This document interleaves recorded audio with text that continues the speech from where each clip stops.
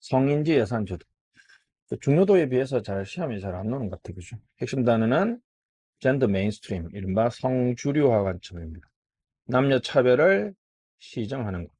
예산 기금에 모두 적용되고 있고, 지금 중앙지방 그냥 연도까지 기억하면 좋은데 뭐 기억하기 싫으면 지금 이렇게 그냥 답안지 어떻게 쓰냐면 25년 현재 중앙 지방 예산 기금에 모두 도입되어 있다 이렇게 쓰면 되겠습니다. 자, 그래서 이제 기재하고 여성이 기준을 마련하면 각 중앙관서가 작성합니다. 중앙관서가 작성을 하고요. 기재재정부가 국회에 제출합니다. 이게 중요한 거는 부속 서류입니다. 부속 첨부 서류. 부속 서류 이제 결산은 부속 서류고 예산안은 첨부 서류니까 이게 승인을 받는 게 아니고 구속력이 없다. 없을 묻자. 이게 중요합니다. 그렇죠? 첨부 서류라는 거예요. 첨부 서류라는 거죠. 안에 내용은 어떻게 되느냐? 그래서 이제 성지 예산서는 사업 상식적으로 하면 사업 이름이나 내용이 있겠죠. 그죠? 성평등 목표, 성평등 기도 효과, 성별 수혜 분석.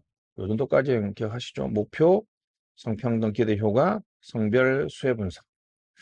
2019년 이제 직접 목적 사업과 간접 목적 사업으로 분류했다. 협의체가 운영되고 있다. 직접 목적 사업, 간접 목적 사업 넘어가시고 24조 정도 된다는 거죠. 여기 이제 양성평등 정책 기본 계획 있죠. 이제 부처가 이렇게 있으면 양성평등 정책 기본 계획에서 남녀 양성평등을 위한 어떤 사업들이 있을 거 아니에요, 그죠? 그 사업들이 부처에 여기가 있으면 여기에 대해서 성인지 예산서를 작성하는 거죠. 그러니까 모든 부처의 사업에 대해서 다 작성하는 게 아니라 여기 직접 목적 사업이나 간접 목적 사업이 있는 경우에만 작성합니다. 올해가 673조인가요? 그죠? 중에 있으니까 좀 아직까지는 많지는 않은데 작성하는 거지 방금 했던 것처럼 구속력 있는 거 아니니까 오해하면 안 됩니다. 결산서는 여기에 목표, 성별, 기대, 효과, 수혜 분석에다가 집행 실적, 효과 분석이 있겠죠, 그죠? 있습니다. 조금 옛날 거지만 하여튼 한 70% 정도 이상이다. 활용 보시면 성별 영향평가법, 성별 영향평가 결과를 성인지 예산 기금 운용계획 작성 시 반영해야 된다고 되어 있습니다. 그죠? 그래서 성별 영향평가법에 반영한다는 거 좀 잊지 마시고, 이제 앞으로는 역시 구속력이 부족하다. 아직까지 이제 직접 목적 사업에 대한 객관적 기준이 없다. 이런 거 교통약자 편의정진 성과지표로 저상버스 보급률은 이게 이제 좋긴 한데, 그죠? 이게 왜 성인지 예산제도의 효과인지. 이 저상버스 보급은 여성이나 남성이나 다 이용할 수 있는 거잖아요. 그죠? 됐습니다. 그래서 이제 직접 목적 사업의 타당성 여부 등을 점검할 필요가 있고, 개선 의견이 제시된 사업이 성인지 예산제도에 포함되어야 하지만 포함되지 않은 사업이 많이 있다. 이렇게 보시면 됩니다. 하여튼 직접 목적 사업 얘기 좀 많이 해주시고, 하여튼 여기 구속력 없다는 얘기는 꼭 앞으로 이제 좀 구속력을 높여 나가야 된다. 이런 얘기를 해도 될 것 같습니다. 조세지출 예산제도입니다. 조세제도를 이용하는 실질 지출이 중요합니다. 조세감면, 비과세, 소득공제, 세액공제, 우대세율 한 3, 4개 정도는 기억을 좀 해주시면 좋을 것 같아요. 그죠? 유명한 말이죠. 그죠? 실질은 지출인데 형식은 조세죠. 지금 현재 꽤 많죠. 69조. 이게 이제 특이한 게 법률 조세특례 제한법 외워야 됩니다. 조세특례 제한법. 지방세는 지방세 특례 제한법이죠. 예산은 비법률이니까 조세 지출을 폐지할 수 없습니다. 그렇죠? 특정 산업 지역 관련되어 있으니까 이제 렌트 시킹의 대상이 된다 이렇게 얘기할 수 있습니다. 그런 좀 특징을 간단하게 적어주시고 물론 안 좋은 걸 얘기해줘야지 조세출 예산제도 얘기를 할 수 있겠죠, 그죠? 자, 경직성, 비과시적, 렌트 시킹, 역진성. 아무래도 이제 뭐 비과세라든지 소득공제는 소득이 많은 사람이 많이 공제받을 거 아니에요, 그죠? 누진적인 게 아니라 역진적이다. 경직적이다, 비과시적이다, 렌트 시킹이다, 역진성이다. 이런 거 문제가 많죠. 그래서 예산의 형식으로 표현해 보는 거죠. 소득 인담원 가시고 우리 지금 현재 2011년부터 조세출 예산서 이제 특이하게 조세 특례 제한법이 규정되어 있습니다. 그죠? 이것도 그냥 첨부 서류로 제출하는 거지. 국회 심의를 받는 거 아니라는 거 중요합니다. 그죠? 그래서 이제 직전 연도니까 y-1이고요. 해당 연도니까 y고 다음 연도니까 y 플러스 1이니까 약간의 예산 느낌 있죠. 그죠? 있습니다. 지금 현재 도세 특례에 대해서 평가하는데 예타는 300억입니다. 일반적 예타는 500억인데 이건 300억이죠. 심청평가는 일몰이 도래한 조세 특례에 대해서 평가하는 것이고 요까지만 보시면 되겠습니다. 밑에 의무심청이나 임의심청 이런 건 넘어가고 예타 있다 심청평가 있습니다. 국세한 한도 3년 평균 0.5 이상 세금 마음대로 깎아주지 말라는 거죠. 우리 국세감면에 대해서 세 가지가 조세에 대해서는 조세지출 예산제도 하고 있고 조세 특례 평가제도 하고 있고 국세감면 한도제 하고 있습니다. 요게 나중에 보면 이제 세입준칙과 관련해서 얘기될 수 있는 거죠. 됐습니다. 장단점은 여러분들 읽어보시면 되겠고, 사전적으로 이제 총량 정도, 정확한 예측 모양, 그 다음에 성과평가, 자료협조 최대, 직접 지출과 연계 강화, 인센티브나 페널티를 주는 방향으로 가야 된다. 이거는 이제 그냥 일반적으로 대한민국 재정에서 했던 얘기들을 쓰고 있으니까 여러분도 이 정도만 보시면 되겠습니다. 예산의 분류가 있습니다. 이제 이렇게 소관배 분류, 품목부 분류, 기능배 분류, 경제 성질배 분류가 있는데 이거보다는 우리나라에서는 과거에는 요거 외워야 됩니다. 프로그램 예산 제도가 대학 모의고사에서 아주 많이 나왔죠. 장관항, 세항, 세시항은 필요 없고요. 목입니다. 분야, 부문, 프로그램, 단위 사업이죠. 장관 이렇게 얘기하면 항 또는 세항의 묶음을 프로그램이라고 합니다. 다시 항 또는 세항의 묶음을 프로그램이라고 하고 프로그램 내의 개별 사업을 단위 사업이라고 합니다. 단위 사업을 합니다. 그래서 프로그램 예산 제도는 예산 과목의 변화가 있고 예산 운영의 변화가 있고 성과 관리의 변화가 있습니다. 자, 첫 번째 방금 했던 것처럼 프로그램은 뭐라고요? 과거의 항 또는 사양의 묶음이다. 단위 사업 액티비티는 프로그램 내에 개별 사업을 뭐라 그런다? 단위 사업이라고 한다. 자, 넘어가시고 재정 운영은 프로그램이 예산의 기본 단위가 되고요. 단위 사업은 자율성을 줬으니까 자율평가를 해야 되겠죠. 그죠? 이때 이제 평가할 때는 또 재정사업이라고 그럽니다. 재정사업 자율평가. 프로그램 대해서는 성과목표 관리제도, 성과목표 관리제도로 합니다. Y-1년도에 성과 계획서를 제출하고 Y년도에 자율집행한 다음에 Y 플러스 1년도에 성과 보고서를 작성한다라고 보면 되겠습니다. 그래서 예산 운영의 변화, 성과 관리, 예산 과목의 변화 이렇게 해서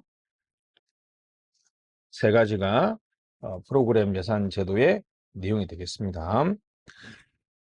자, 통합재정입니다. 그래서 이제 97년 재정 상태를 명확하게 볼 수 있는 그죠? 두 가지입니다. 쟁점은 어디까지 포함할 것이냐, 어떻게 분류할 것이냐. 그렇습니다. 공식적으로는 1986년으로 발표하고요. 2001년 버전으로도 발표하니까 그냥 보시면 되겠고, 간단히 넘어갑시다. 통합 재정에서 이제 어디까지 포함할 것인가에 넘어가면 이제 분류입니다. 분류. 됐죠? 그래서 이제 그냥 우리 상환성 세입과 세출을 요것만 기억하면 되겠습니다. 보존 재원으로 별도 관리한다. 다시 상환성 세입과 세출을 보존 재원으로 이제 경상 수지하고 자본 수지, 그다음에 뭐 융자 지출과 융자 횟수가 있습니다. 그죠? 요 핵심이 요거죠. 상환성 세입과 세출을 별도로 관리합니다. 그래서 보존 재원을 별도로 관리한단 말은 내부 거래를 제거하고 순계를 작성하고 연결 재무제표, 이제 건전성을 판단할 수 있다. 건전성을 판단할 수 있는 그 유일한 지표가 되겠습니다. 그죠? 밑에 이제 윤영진 교수님 얘가 나와 있죠. 그죠? 여기는 지금 들어온 거하고 나간 게 똑같잖아요. 그죠? 근데 생각하면 실제로 계산하면 국채 발행이 50이고 국채 상환이 10이면 국채 순발행은 40이죠. 이건 이제 빚이잖아, 빚. 그러니까 이제 보존 재원이나 보존 수지가 플러스는 적자예요, 적자. 이거 꼭 써야 됩니다. 건전했느냐, 건전하지 않았는지를 볼 수 있습니다. 그죠? 그래서 이제 뭐 아니면 통합재정료가 있죠. 세입, 세출 및 순융자로 이렇게 하고 보존 재원을 별도로 관리한다. 이렇게 기억하시면 될 것 같습니다. 넘어가시죠. 그래서 이제 재정 규모에 관한 다양한 게 있는데, 그래서 상환성 세입과 비상환성 세출로 구분하는 것이 중요합니다. 그죠? 요것만 쓰면 돼. 더 쓰지 마시고. 이제 상환성 세입 세출을 보존 재원으로 별도 관리하니까 건전성 판단 지표가 되고, 보존 재원이 증가했던 것은 상환성 세입이 많았다는 거니까 적자가 발생했다는 거, 요거 꼭 써주시면 되겠습니다. 요 두 개 써주시고, 그냥 비상환성 세입과 세출은 쓰지 마시고 그냥 경상수지, 자본수지로 구분한다까지 뭐 써놓으면 더 좋죠. 근데 통합재정수지는 지금 현재 이렇게 중앙지방예산기금을 해서 채무상환을 제외한 순수한 재정활동을 말합니다. 근데 관리재정수지는 통합재정, 이거 중요하죠. 사회보장성 기금을 뺀 겁니다.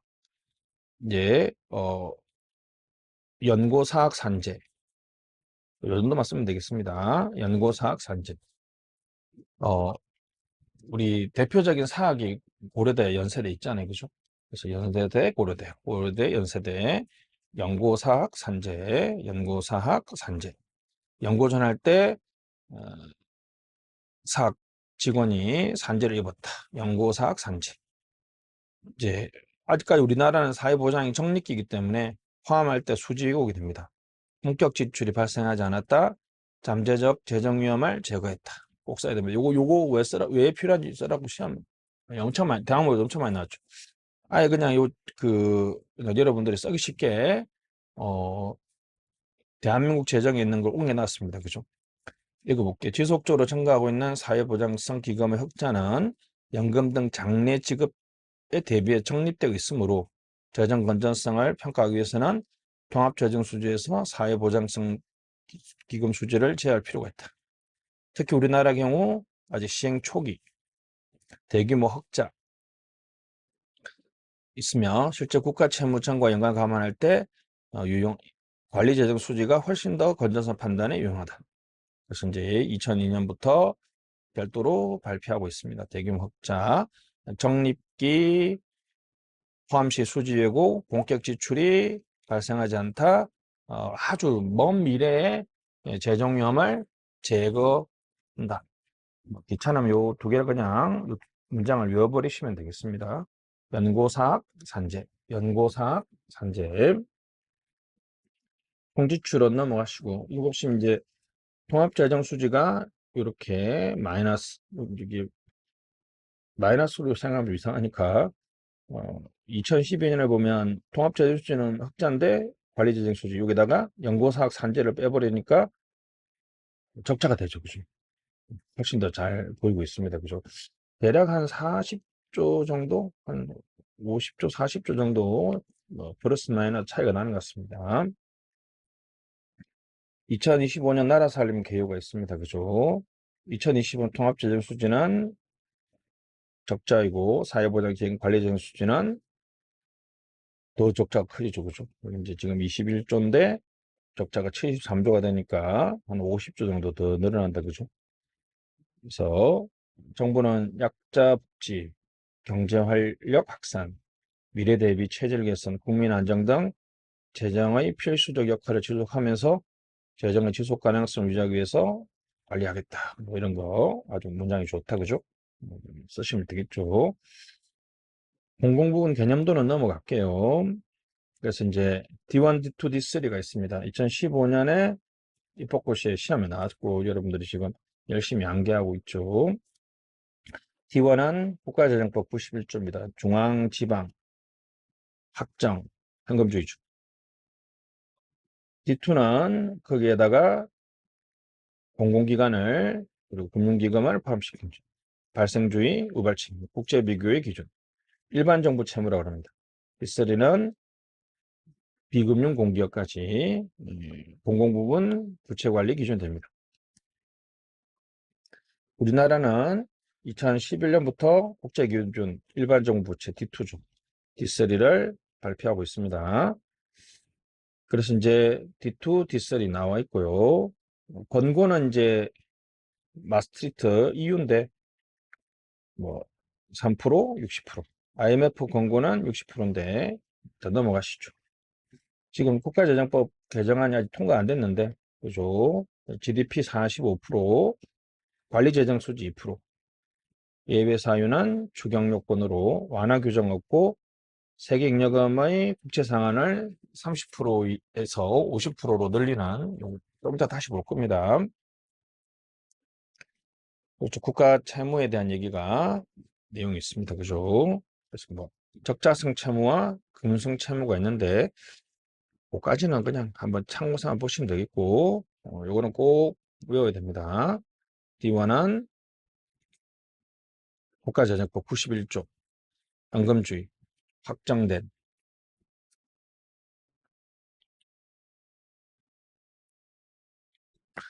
국가재정운영계획. 그래서 지금 47%로 합시다. 47%. 2023년 결산 기준입니다. 일반 정부는 우발 국제비교 기준이죠. 50.7. 그죠? 공공기관 늘어나도 안 하죠. 근데 이제 이게 비금융 공기업을 가면 확 늘어나죠. 그죠? 비금융 공기업을 가면 확 늘어납니다. 약 70% 있습니다. 대충 뭐 47, 51, 70 정도로 외우면 되겠다. 그죠? 자, 여기 이제 비기축국이라는 게 중요합니다. 최근에 이제 2028년에는 약 57%가 IMF 권고 됐습니다. 그죠? 그래서 비기축국이 중요합니다. 왜냐하면 비기축 통화국은 채권 수요가 낮기 때문에 재정 건전성, 재정의 지속 가능성하고 또는 재정 부담을 완화하는 우리 관점에서 조금 불리하다는 거죠. 그죠? 다시 채권 수요가 낮다 핵심 건전한 관리에 더 유의해야 한다는 거죠. 그래서 이제 부채 비율이 통일선상에 똑같이 비교할 필요가 없다는 거죠. 왜냐하면 이제 미국, 영국은 뭐 이렇게 넘는데 그죠? 우리는 뭐 너무 낮다고 안심하면 안 된다는 거죠. 이게 이제 가장 빠른 속도다. 비기축국은 뭐라고요? 채권 수요가 낮기 때문에 밑에 보시면 우리가 이제 재원 국가 채무 위험 관리, 만기 구조를 분산시켜서 차환 리스크, 빚을 내서 빚을 받는데 우리는 비기축국이니까 채권 수요가 국채 수요가 낮습니다. 그러니까 국가 채무의 위험 관리가 수준 관리하고 위험 관리가 있습니다. 그죠? 수준 관리와 위험 관리가 있으니까 비기축 중에 우리가 지금 1등이니까 동일선상의 숫자를 비교하면 안 된다는 거죠. 됐습니다. 비교가 쭉 나와 있고 뭐 우리나라 재정에 대한 평가가 뭐 정부 보도 자료인데 넘어가시고 그냥 우리가 이제 채무가 놓으면 그냥 문제가 있다는 식으로 써야 되잖아요. 그죠? 그러니까 자, 오실이 뭐 상대적으로 낮다. 그러나 3배, 9배, 3배, 9배. 예정처에 의하면 고령사회 도달 시점으로 비교했을 때 한국이 40%로서 선진국 비해 결코 낮지 않다. 그리고 아니면 이제 비기축국 중에 1위다. 내용적으로 말하면 이제 그렇죠. 그러니까 기억나시죠? 40, 51, 70이니까 비금융 공기업 부채가 많고 적자성 채무가 많고 비기축국의 1등이고 뭐이 정도 고령사회 도달 시점 비교했을 때 결코 작지 않다. 뭐 이렇게 얘기하면 국가 채무가 좀 문제가 된다. 이렇게 얘기할 수 있을 것 같습니다. 그럼 이제 국가 채무 관련해서는 수준, 지속, 영속성이죠. 국가는 영속적인 존재이기 때문에 0이 되는 게 아니라 갚을 수 있는 범위, 상환 가능한 범위 내에서 왜냐하면 국가 채무를 통해서 이제 경제 성장이나 총수요를 증가시키거나 근데 크라우드 아웃 이펙트, 민간 투자를 구축시키는 효과도 있으니까 그죠? 그래서 이제 지금 빚을 내서 어떤 목적을 달성하는 편익과 빚을 내서 국공채를 발행하면 민간 투자가 구축되는 어떤 마이너스를 고려해서 최적의 국가 채무가 돼야 된다는 거죠. 수중 관리라면 위험 관리는 만기 구조 분산, 차원 리스크 축소, 탄력 배분입니다. 다시 만기 구조 분산, 차원 리스크. 그러나 비기축국 중에 지금 증가 속도 1이니까 채권 수요가 낮으니까 이 꼭 써야 되죠. 철저하게 위험 관리를 해야 된다고 하면 되겠습니다. 건전성입니다. 재정의 지속 가능 위해서 불능의 최소화. 사전적으로는 준칙으로, 사후적으로는 채무 관리로. 재정 준칙은 목표, 법적 구속력, 제재로 있습니다. 그죠? 재정 준칙이 이제 2020년에 입법 고시에 나왔죠. 네, 그때는 좀 종류를 너무 간단하게 물어봤고, 그죠? 단점, 장점을 물어봤는데, 뭐 장점은 당연히 재정의 지속 가능성을 유지한다. 재정 불능을 방지한다. 그런 단점은 너무 이제 준칙이 강력하면 경직적이 될 수 있고요. 재량을 제한하고 장기적인 투자적 측면, 이거 이제 빚이 돼버린다고 생각하면 장기 투자를 제한하는 문제가 발생할 수도 있습니다. 그죠? 자, 재정 준칙이 있습니다. 그래서 이제 넘어가고요. 이게 이제 그냥 간단하게 요렇게 했을 때 들어올 때는 세입 준칙이고 나갈 때는 지출 준칙이고 세입 세출을 계산하면 수지 준칙이죠. 재정 수지가 좀 쌓이면 채무가 되겠죠. 그죠? 수지 준칙은 이제 유량이라면 채무는 저량이죠. 그죠? 있습니다. 그래서 세입 준칙, 지출 준칙, 수지 준칙, 채무 준칙 이렇게 크게 4가지 정도가 있습니다.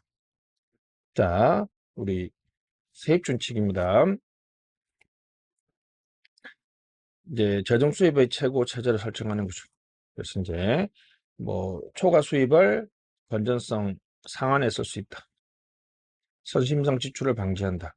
경기 순행적인 지출을 방지하고 세입 행정 개선. 역시 근데 지출 개선 없이 세액만으로 건전성 확보가 어렵고 세입 준칙 재정 수입을 저촉하여 불경기에 사용하는 기능이 즉 경제 안정화 기능이 좀 부족하다. 지출 준칙은 폐거죠.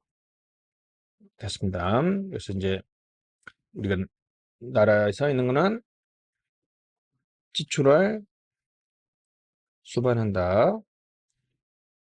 그러면 재원 조달이나 재원 조달 방안이나 비용 추계를 첨부하도록 하고 있습니다. 네가 쓰고 싶으면 어디서 돈을 걷어들일 거야? 얼마만큼 쓸 건데? 이런 걸 하라는 거죠. 이게 이제 가장 명확 단순 공제 가능성, 책임을 물을 수 있습니다.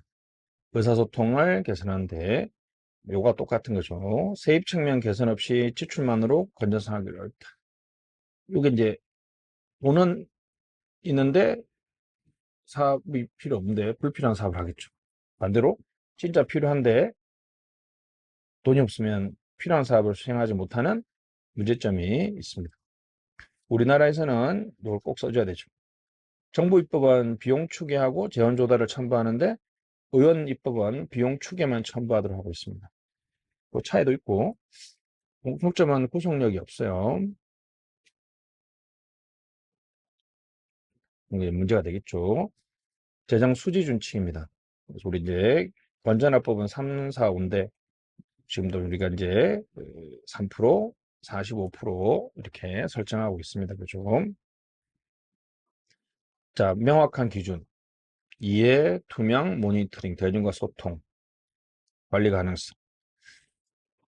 됐습니다. 단점은 경기 순응적이기 때문에 불경기에는 이제 돈을 써야 되는데 그죠? 그럼 수지가 더 나빠지겠죠.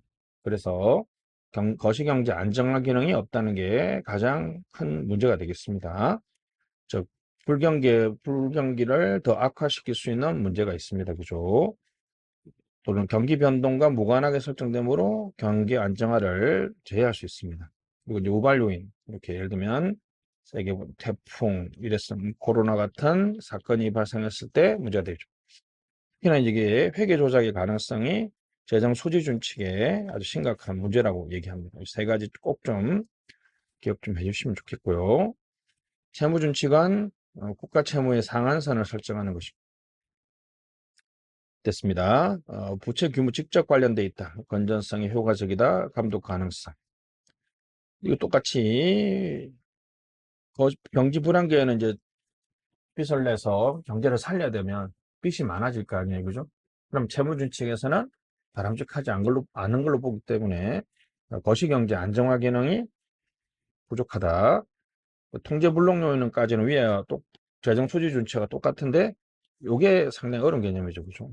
과연 국가는 영속적인 존재이기 때문에 관리 가능한 범위 내에 서 있어야지 몇 프로가 최적의 부채인지에 대한 합의된 개념이 없다는 거죠. 자, 요거는 꼭 암기해야 됩니다. 여기 박대출 의원안을 기억해야 됩니다. 그래서 이제 관리재정수지 3, 4, 5입니다. 관리재정수지 3%. 이거 이제 통합재정, 이거 이렇게 하려고 했는데, 이 통합재정수지가 아니라 이제 관리재정수지. 죠. 그 다음에, 채무 60% 초과하면 2%가 되겠습니다. 추경 편성 요건하고 예외 사유는 추경 편성 요건하고 같다 그랬고, 완화 규정이 없습니다. 그죠? 그리고 5년마다 재검토한다. 국가 채무의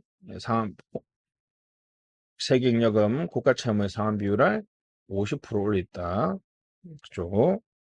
그래서 이제 관리재정 수지 3%, 60%가 넘어가면 이제 더 긴축해야 되니까 2%. 5년마다 재검토.